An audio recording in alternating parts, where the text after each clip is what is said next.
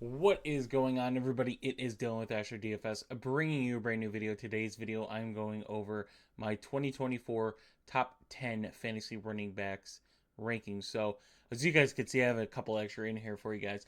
But if you guys are interested in getting my full 2024 rankings, that's in our Discord for a very cheap subscription package, which mainly focuses on DFS plays, but we are including fantasy, mine, and ghost. So if you guys are interested, check that out. But let's get into why you guys are here. So at number one, Christian McCaffrey, pretty standard, right? I think you've heard so much about him. I don't need to really go into detail, but we all know if he's on the field, if he's healthy, he's the top scoring running back and probably the top scoring fantasy player in the league. It's just he is so efficient on the ground in the receiving game. He's number one. Touchdown upside every game. So Christian McCaffrey, obviously number one. Number two is where it gets interesting for me with Bijan Robinson because I think Bijan honestly can he could take over that number one spot. It's just you can't do it on paper, right? We already know Christian McCaffrey can be a running back one. We know he's on a great team, great offense, great play calling, right? Still, for his age, is killing it in the running back position. Like, no one's talking about the age of Christian McCaffrey. He's just that talented. Bijan Robinson, right? We saw the potential last season in Atlanta. We saw what he was capable of, but Arthur Smith did not give him a lot of good play calls. He did not get a lot of red zone touches, especially in the beginning of the season, right? They still had Tyler Algier. They used Cordell Patterson. They threw some very bad passes in the red zone. But this season, I think Bijan Robinson has a very, very good sophomore season with more touchdown upside. So Bijan is someone, if you are confident that he's can be the number one, then yeah, like I'm fully there with you. You won't hear an argument from me. And then number three is Brees Hall, and I think Brees Hall is also another guy with number one running back potential here. Being on the Jets yet again, both of these offenses were underperforming offenses for the talent that's there, right? Brees Hall and Garrett Wilson have been killing it for what they've had. And Brees Hall, obviously, the running back room behind Brees Hall is same for Bijan Robinson. There's an RB2 there that, you know, is going to take some snaps from them, but it's a good thing because you're not tiring out some of these guys who are very agile, we're very elusive, guys that are going to be explosive. You don't want them being on the field all times of all game, right? It's good to have them because you get someone like Rashard White last season who just does everything, but that's not who these guys are, right? They are guys that they're going to keep chipping and chipping and chipping until they get that breakaway rush, and that's the exciting part of having Bijan and Brees Hall. Obviously, Brees Hall's offensive line gets better too, which is a plus, and hopefully quarterback play is better as well. Help him out in the passing game. So Brees Hall, another guy I have as RB1. Uh, Saquon Barkley, for some reason, is still a New York Giant here.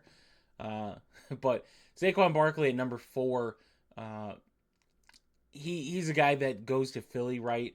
And we've seen Saquon Barkley in a bad offensive line, bad quarterback play, now going to a top five offense, going to a top five offensive line, a team that's very efficient moving the ball down the field. And let me just start by saying this for fantasy this season, I think with the new kickoff return rule, we're going to see lot, a lot more red zone opportunities. That doesn't mean scoring. That means red zone opportunities for teams that have good kickoff return units. I just think the way the kickoff return is, you can see most guys are getting past the 25-yard line, and that's what you want, right? Even an extra 5 yards doesn't. But you've seen some of the returns get quite quite far in the other team's area, side of the field.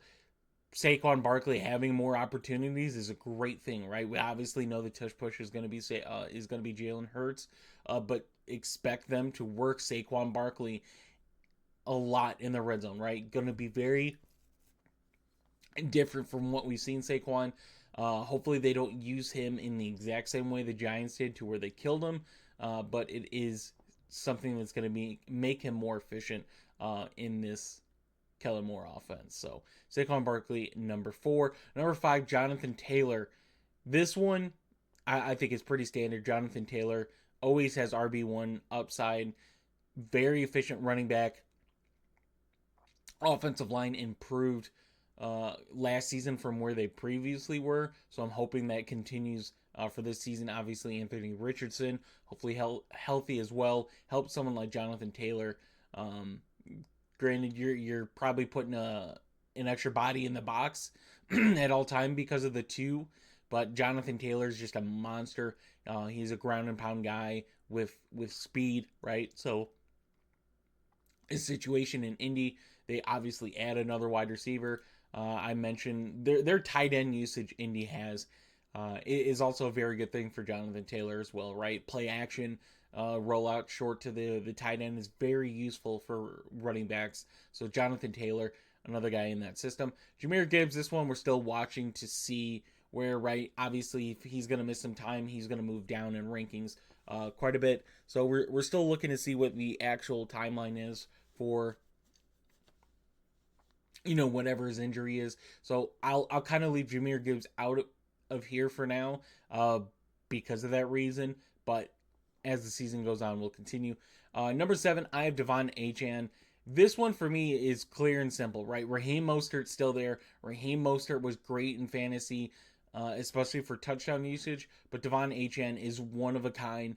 Like, you see the speed he has, and not saying these other running backs don't have that same speed, but his explosiveness in the passing game and the run game is crazy. He's a guy that could break out a 20-plus yard run almost every other play, right? It's just the way Miami has their offense set up. It's the good thing of having Tyreek Hill and Jalen Waddle. Now you add someone like Odell Beckham to that offense, to where he's not the same Odell Beckham, but he is a guy that is reliable when he's on the field, which hasn't been a lot lately, but still, he's another threat. And Devon Achane is like, Raheem Mostert's going to get his touches too, right? I expect a split again, but Achane's ability to apparently see a hole and go is crazy, right? So, yardage upside, he is a 100-yard type of running back every game, right? Some of these guys, we like him for both the receiving, and Devon Achane gets receiving too, but his ability to just break out for some of these runs, make that 100 yards doable a lot this season. So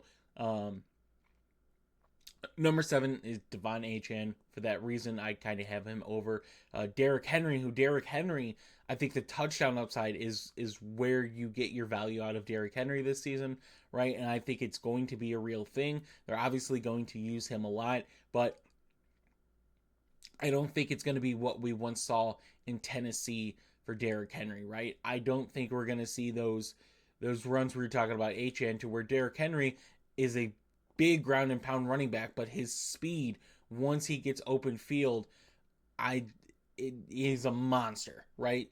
But he's not that same running back. You saw it in Tennessee last season. I still think the ability to break some of those runs are still there, right? Baltimore has a very good running offensive line. That's one thing they do, is make sure they have a good running offensive line, and they've created Gus Edwards to have some good games. Keaton Mitchell is a guy I liked last season for Baltimore. Lamar Jackson is able to do what he does, sometimes good, sometimes bad because of the offensive line, but overall they allow running backs to look very good in their offense, and Derrick Henry will be a benefit of it. I just don't think it's going to be as crazy as we once saw in Tennessee. The touchdown upside is there, but I don't want to put him in front of some of these other guys who have the younger raw talent than Derrick Henry does for his touchdown upside. Obviously, Raheem Mostert, his touchdown upside made him a top 5 running back last season, but still, that's where I have Derrick Henry. And then Kyren Williams at number 9. Look, I love Kyren Williams. I have him for dynasty teams. He was a guy that I liked, and I'm very happy of what he produced last season, but I don't think it's a realistic thing again for the Rams as Kyren Williams to get so many red zone looks, so many snaps out of the running back position and be healthy again, right? I don't think that's realistic to do in 2 seasons.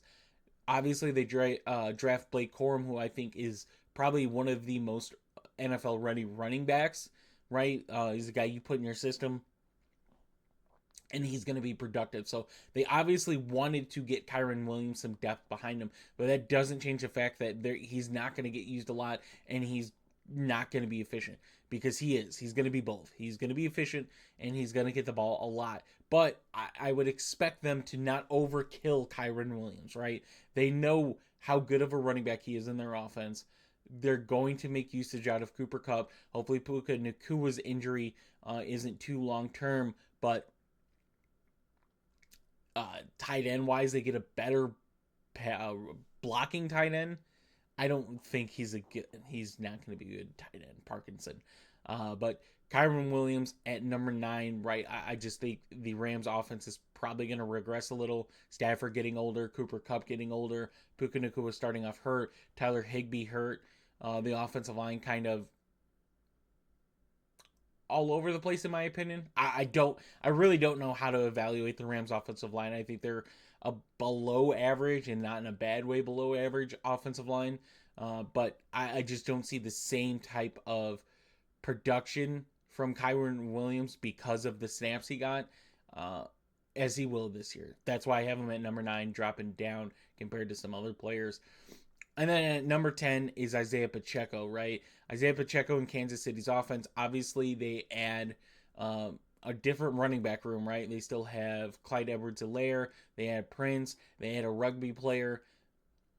But the thing I look at is they added more help in the passing game, right? They added Hollywood Brown. They added Xavier Worthy. The offensive line is still going to be a Kansas City Chiefs offensive line, right? They replace what they can replace, and they rely on, someone like Creed Humphrey to really guide that offensive line. But Isaiah Pacheco, the way he runs, Kansas City is a team to where their return game, I expect Kansas City to be a top 10 kick return unit this season.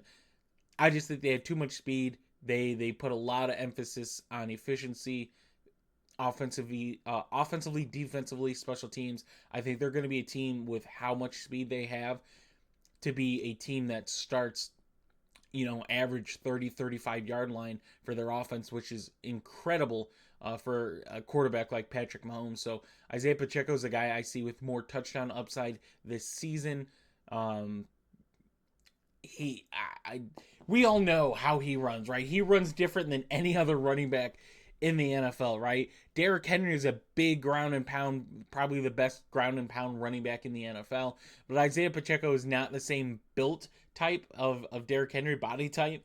He's skinnier, but he runs harder than Derrick Henry, right? He runs like he's mad at the ground, that the ground is there, and he gives it his all. So Isaiah Pacheco in the Chiefs offense, being able to be down the field more, right? We already know they get in the red zone a lot. We already know they're efficient in the red zone, but the additions to the passing game is going to be a huge boost for Isaiah Pacheco this season. That's why I have him at number 10. So hope you guys did enjoy the video. If you did, please leave a like and subscribe. We'll have my wide receiver and tight end rankings coming out this week as well. So if you guys are interested, check that out. And I'll see you guys in the next one.